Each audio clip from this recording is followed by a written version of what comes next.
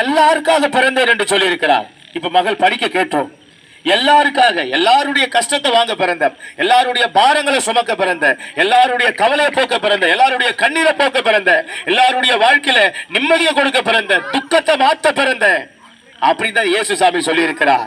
ஆகவே தெரியாத அநேகர் இவர் வெளிநாட்டு தெய்வம், வெள்ளக்கார தெய்வம் அப்படின்னு சொல்லலாம். இல்லை, இவர் நமக்கான தெய்வம். நம்புகிற அனைவருக்கும் சந்தோஷத்தை கொடுக்கிற ஒரு தெய்வம், சமாதானத்தை கொடுக்கிற ஒரு தெய்வம், நம்ம எதிர்பார்க்கிற நல்ல எதிர்காலத்தை கொடுக்கிற ஒரு தெய்வம், நமக்கு வருகிற தீமைகளை மாற்றி நன்மை செய்கிற ஒரு தெய்வம், உதவி செய்கிற ஒரு தெய்வம். இந்த இயேசு சாமி நம்ம பாரங்களை நீக்கி, நம்ம வியாதிகளை நீக்கி, நமக்கு நல்ல குணமாக்கி, ஆரோக்கியமாக்கி, ஆசீர்வதித்து நம்ம வாழ்க்கையை படிப்படியா முன்னேற்றத்துக்கு உயர்த்துகிற ஒரு நல்ல தெய்வம். ஒரு ஆமேன் சொல்லுங்க பார்க்கலாம். ஆமென். இயேசு சாமி உங்க வாழ்க்கையில் இன்னைக்கு வந்தார்னா அவரால் செய்ய முடியாது என்ற அற்புதம் ஒன்றும் இல்லை. இந்த இயேசு சாமி உங்களுக்கு உதவி செய்வா.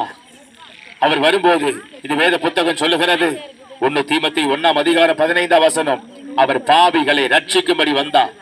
பாவத்தை